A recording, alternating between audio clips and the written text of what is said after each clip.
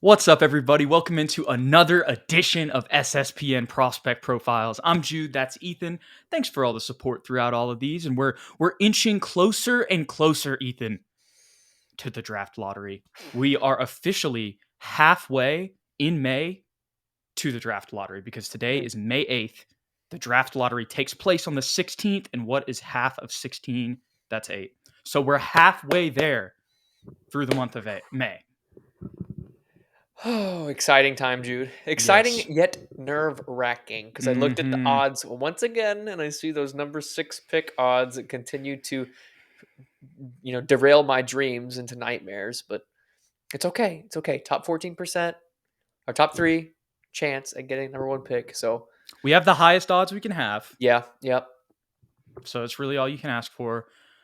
We'll see what happens, Ethan. But I think it was a good little transition there that you did when talking about maybe if things do fall to 5 or 6, because the guy that we're talking about today would Mhm. probably be in that range, and that is Houston's own Jarace Walker. And let me tell you, after watching the tape, Ethan, I'm very impressed. Like, I don't want to over exaggerate here, and I guess I have seen some other people who are actually pretty high on him. Like, hey, like if somebody gets him at 5, there's a lot of potential here, like, and a lot of areas for growth in like multiple different levels. Because while his stats don't jump off the screen, when you watch his tape, he's a very versatile player. It's similar to Sohan in the fact that like he can get better everywhere. Like he has like potential everywhere. He may not always be hitting floaters, and he may not always be catching lobs, but he'll be doing it from time to time. He just mixes in a lot of different stuff on his tape. He doesn't necessarily just do one thing, which is really interesting when you consider his frame. Because someone who's 6'8", 240, I'm just kind of jumping into things Oh here, yeah, let's Ethan. do it. Let's do But it. I mean, you don't usually see somebody who has the finesse that he does and then can also just bully people, offensively. And then, of course, I mean, we can dive into his defense, but we'll just start out on offense to stay a little bit organized. All What were right, all your right. thoughts from his tape offensively? Offensively, you're right. He does a little bit of everything. He doesn't do one thing particularly great, but he does everything just well enough.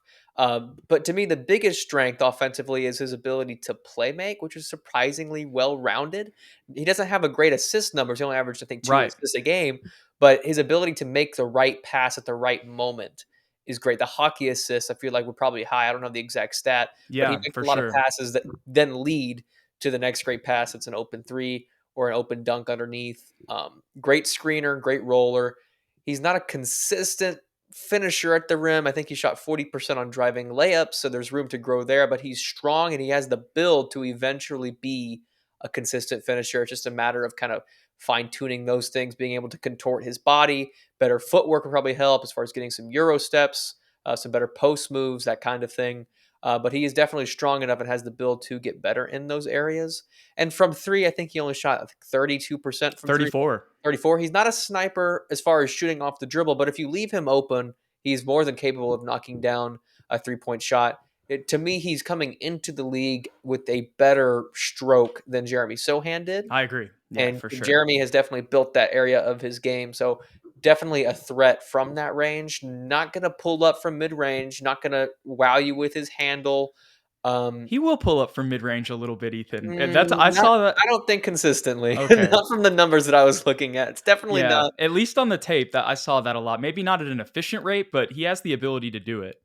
So did Anthony Bennett. I'm just I don't know. No, I think I disagree there. I really think from what I saw watching him, I saw a lot of like a little bit of sauciness too with his handle. Like that sounds Mhm. crazy, but he can take people off the dribble, and especially with his post fadeaway. That's what I saw a lot. Probably Really. like the main move. Yeah. And Hmm. he's got a post up game as well. Like, yeah, for sure. So that's what I mean mainly by the mid range. Like he's not mainly shooting pull up jumpers. That's for sure. Like when I wrote that down, one of the things that I said, like that's something he rarely does, but he still has shown flashes, which is cool to see. But the main thing though is he does have a mid-range game because he operates in the post, and his post fadeaway pops up on the tape like a bunch. Hmm.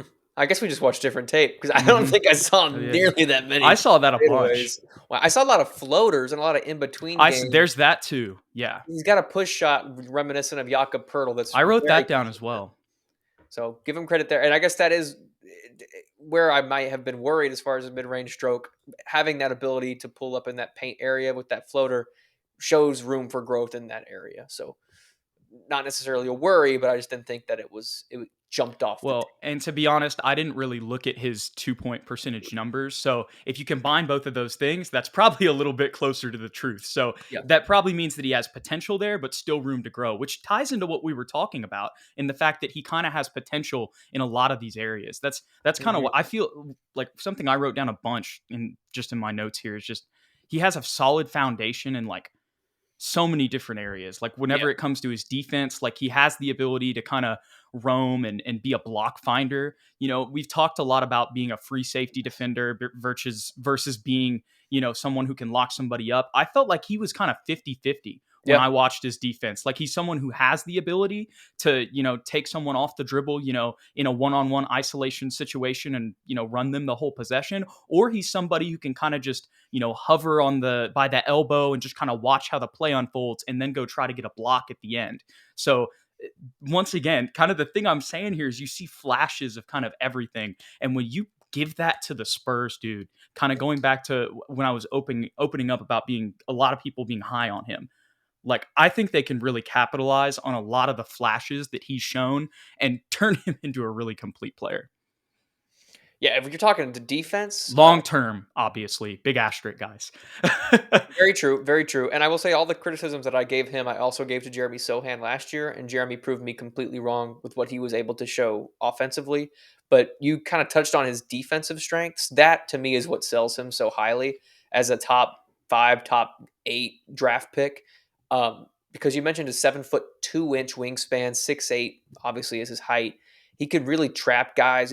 He does have both capabilities, but as a help defender, he is next level. He Yes, has he's great definitely better at that. yes, and coming from the weak side, he can, like you said, have some really great blocks, reminiscent to me of a Robert Williams the third, kind of, as far as being able to come across the middle and swat shots into the stands. But also is just kind of picking off passes instinctively off of pick and roll Yeah. situations. He can both drop and blitz the ball handler, and I think he'll have a harder time staying with guards in the NBA, obviously because there are different levels to this. But in college game, he was very capable of blitzing the guard and staying with him for long periods of time and Mhm. forcing turnovers. He's got Yeah. great hands. Yep. He can knock the ball loose. And there just isn't a lot negative you can say about his defensive game. Yeah, yeah. I mean, just numbers wise, a steal and I think 1.5 blocks per game. Yeah. So I mean, just a consistent defender in both of those areas. I mean, obviously those are just stats, but still, those are two big things on defense. So to consistently do that night in and night out, especially with the blocks, is something that also is super appealing to the Spurs. But dude, he's just mean. Yeah. Like High motor. defensively, like he has a high motor. The best example of that. Think about how many dudes are like 6'8", 240. Like he's a longer, you know, bigger dude, right? Like think of a guy Mhm. like Giannis, right? I know obviously he's bigger than Jarace Walker, but the point I'm getting to is on inbounds. I saw like at the end of the highlights that I watched, there was like a good like 2 minute clip. Maybe it wasn't 2 minutes, but like at least a minute and a half of him just like going hard on inbound passes and causing turnovers, like 5 straight plays in a row. And it's like, think of like I was just thinking about it and I was like, dude, if people like Giannis or like Joel Embiid or LeBron or whatever, and obviously I know like those guys take breaks because they have like the stuff that they've earned in the league or whatever. You know what I mean? Like their Yeah. respect. So they tell other guys to go do that. But like if they did that the way that he did it, like I was like so many turnovers. Like they could cause so many turnovers, but it's just like, oh, they're too big of a star to do it. And he's going hard, dude. Mhm. And it was reminding me of my podcast, Basketball and Brew, Ethan, my other one, because Yes. our first ever episode that we had on was Kellen Sampson, who's the assistant coach at Houston. He's Kelvin Sampson's son, who's the head coach at Houston, who won national titles at Indiana, legendary college basketball coach, and you know, consistently running Houston as the number one seed, you know, in the NCAA. And they like preach like toughness, going hard, going 100% all the time. Like, and if you take it off and you're not tough and you're not like playing hard and being mean, they're going to take you off the court. So when I was watching that, I was just kind of having those parallels in my mind to remembering to listening to Kellen Sampson say that. And I Mm. was like, this definitely was ingrained in Jarace Walker. And you know that's something that the Spurs would love if an unfortunate scenario comes where we fall to 5 or 6. Absolutely. And to add to that, this is kind of a weird stat, but I just saw he had 0 ejections and 0 technicals. That's crazy because he has energy, but he Mhm. keeps it together. That's kind of like Keldon. Yeah, it is.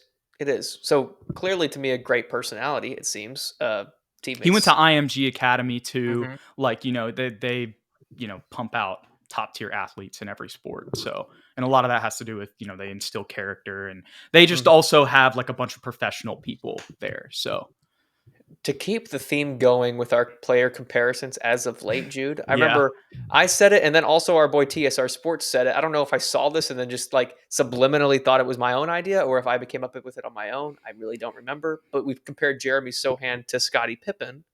So I'm going to keep that theme going with the early Bulls. Jarace Walker kind of reminds me of a young Horace Grant Interesting.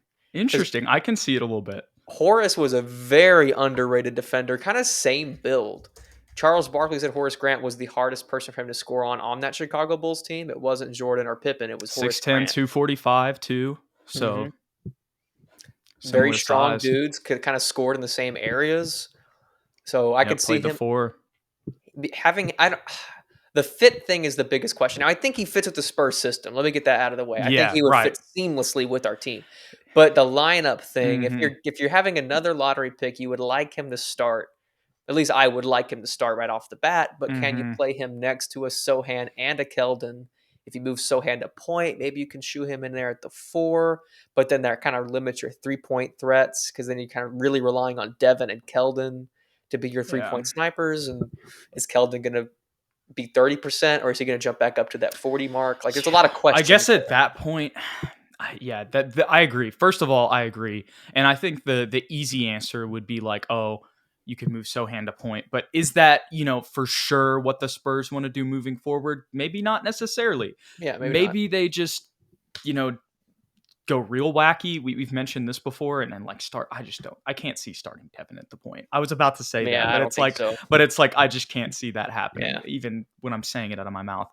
Um, yeah, I mean, the pop comment sticks out. I remember there was a video we did a while back, and somebody was commenting, and they were just like, "There's no way Sohan's going to be a point guard. Like, stop talking about it." And it's like the reason we're talking about it is because Pop said he was a point guard, like Yeah. mid season. Like, it's not like we're just. And also, there were like when Trey Jones got hurt, we were playing him there, like in Yeah. stretches of the season. It wasn't like, We're not just making this up. yeah, exactly. Like this is real stuff. So, um, that would be, the easiest answer, but I'm just not sure if they're going to do that. And maybe, hey, maybe they're just like 6 man.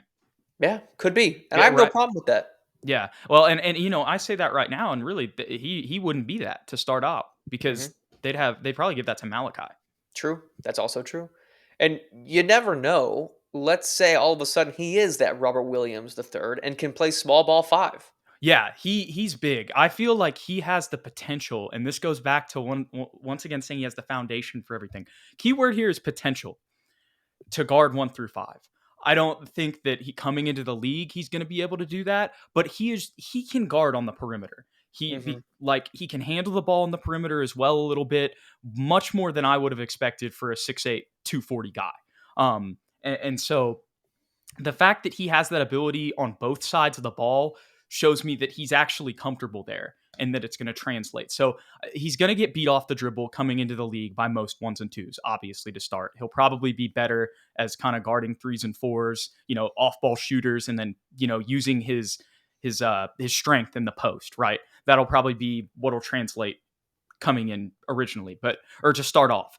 But I'm losing my train of thought here a little bit, Ethan. I see where you're going, and I think you're about to say he can guard 3 through 5, Right. right? Coming into the league. That he has the potential to be a super versatile player, just like Sohan. Like Yes. 6'8", 240. He's got the size, but he's got the speed that you wouldn't expect and the finesse. Like he's fast in transition too.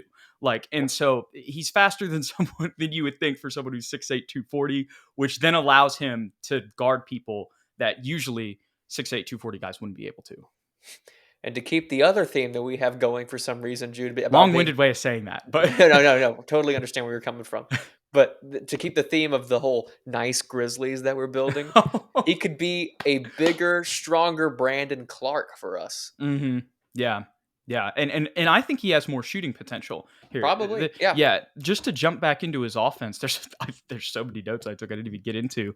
Um, but yeah, I mean, like I said to start off, very all around player. Yes. Something that jumps off to me to start was he can cut, he can catch lob, and he can move off the ball better than I anticipated.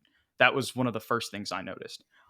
He has a post game with the baby hooks, the put shots, like you mentioned, but he can also back guys down and bully them on drives because he's 6'8", 240. So I was just, once again, I was surprised with how much he was able to not only use his power, but it felt like he used his finesse almost more. Yeah. Like, so that wasn't something I was expecting once again. I wonder, Jude, could he be one of these guys that just isn't made necessarily for big numbers in college, but makes that jump to the NBA and is suddenly like, why did we not see this in college? That's why there's a lot of people who feel that way about him. That's kind of what I was alluding to earlier. And it's because he played on a team. Like Yeah. Houston, the thing is like we're trying to win a national championship, but he was a very highly ranked recruit. Like he was the highest ranked recruit Houston had gotten in a while, and Houston gets high ranked recruits, if that makes sense. Hmm. So he was a top prospect. Once again, I said he came out of IMG. And he's just got a super versatile skill set. He can fake guys out off the dribble with jab steps and pump fakes. Once again, I said he's got the ability to just Keldon guys and big body them off the dribble.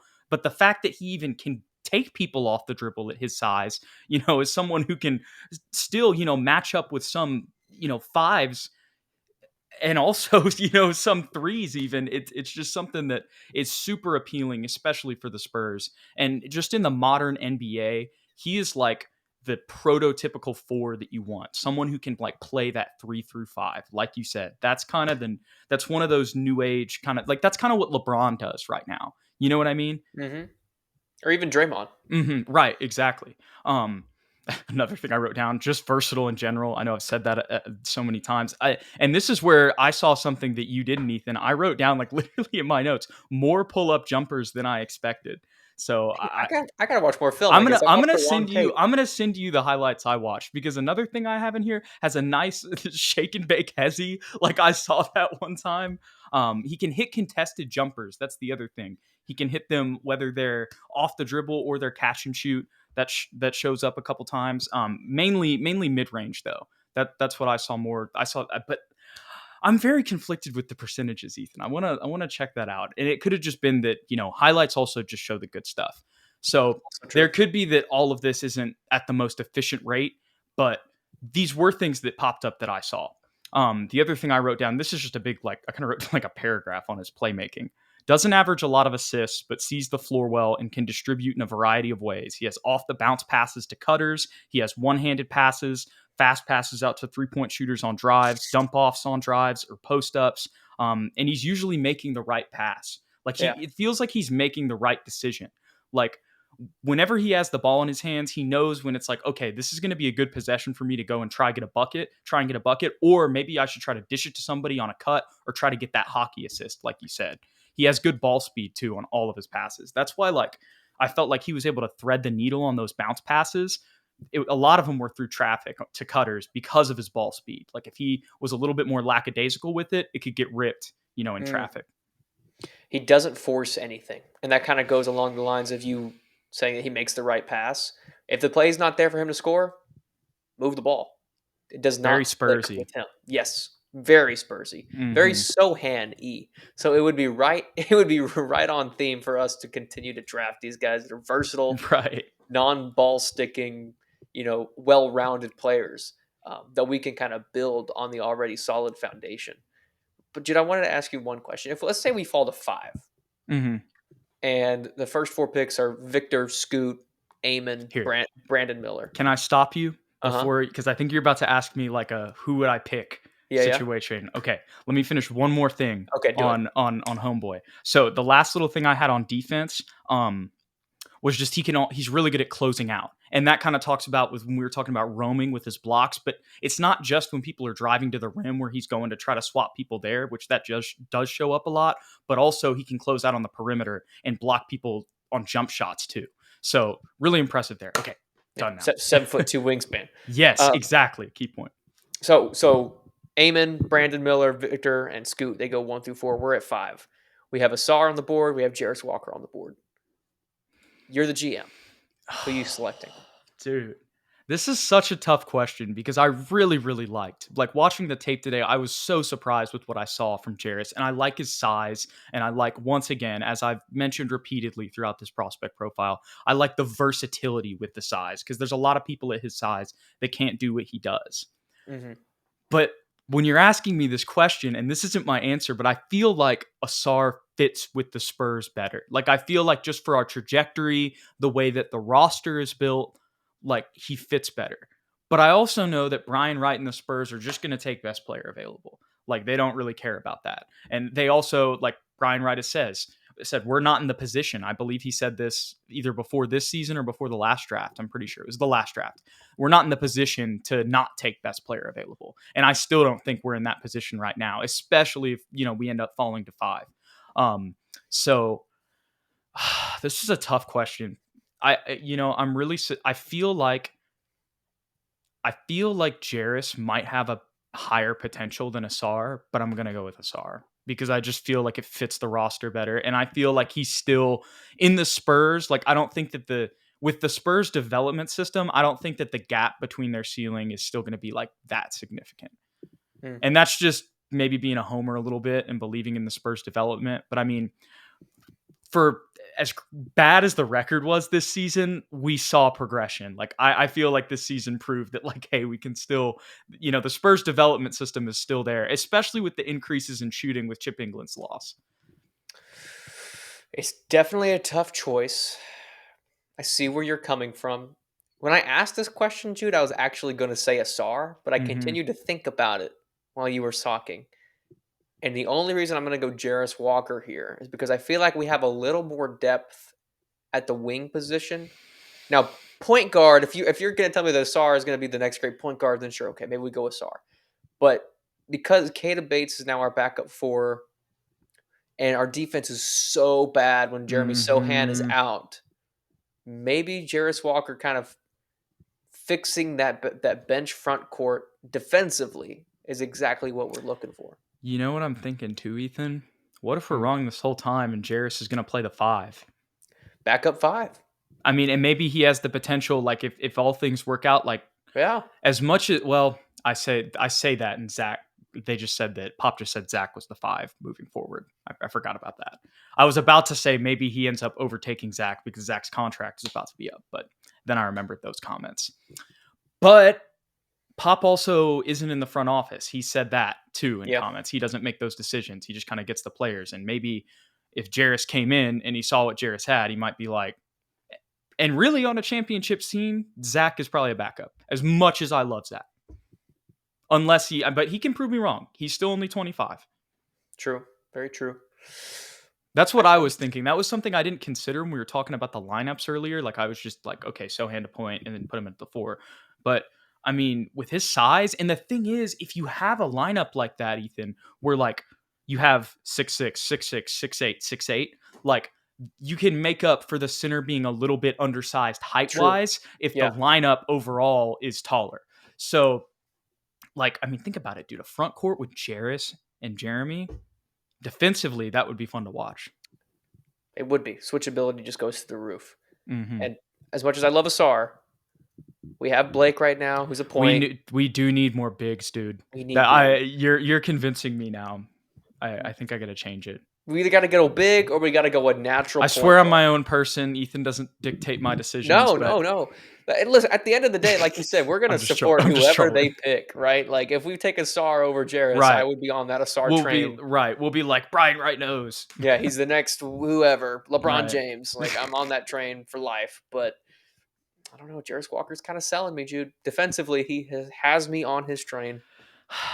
I'm about to say something crazy, Ethan. And I wrote it down in my notes. It's not that crazy. Maybe I'm overthinking it. But I just got to say, I really felt like watching it, he has a LeBron-like build. I don't think he's going to be LeBron. I just think he is a big yes. And the fact that he also has a little bit, he has some playmaking skills. Yeah. And but also can use his strength to score, You're not crazy. I mean, LeBron's what, 6'8", 260? He's That's what I'm 6'8", saying. 240. 250. Yeah. That's So, not I mean, wrong. I know I'm not like, once again, like, I don't want to, that's just way too high to compare him to No. LeBron. But there's some similarities there. Like, he's like I don't know. Yeah, LeBron, like, if he was just like a 2-time All Star. Yeah, if Jarace Walker doesn't work out in the NBA, he has a future as the actor I that hope he's much portrays more than a LeBron 2-time All James Star. in the LeBron James movie. Yes, exactly. That's his backup plan. You're right Hmm. about that. For sure. Oh my gosh. They don't know. They're talking about LeBron and Bronny. Just wait until Jarace and Bronny are on the Hey, Spurs. Bron, that's what we're gonna draft Jarace because we know we got a future point guard coming in Bronny James. Oh my gosh. Ethan, any final thoughts on our boy Jarace? Super exciting. It's right Yeah. on brand for us to draft a very well-rounded, defensive-minded forward. Very Spursy, much more Spursy than I expected. And when I think more about the Houston Cougar connections, that just makes more and more sense. And it just feels like something Pop would love. Mm-hmm. Um, and then on top of that, the other thing that watching this, it really made me like, I was like, okay, this makes me feel better about us falling. Like and maybe he's not there, depending on where we fall to. But like, if we fall in that 5 to 7 range, this made me feel a lot better. It really did. I still want Don't that. want that. Don't Yeah, want that.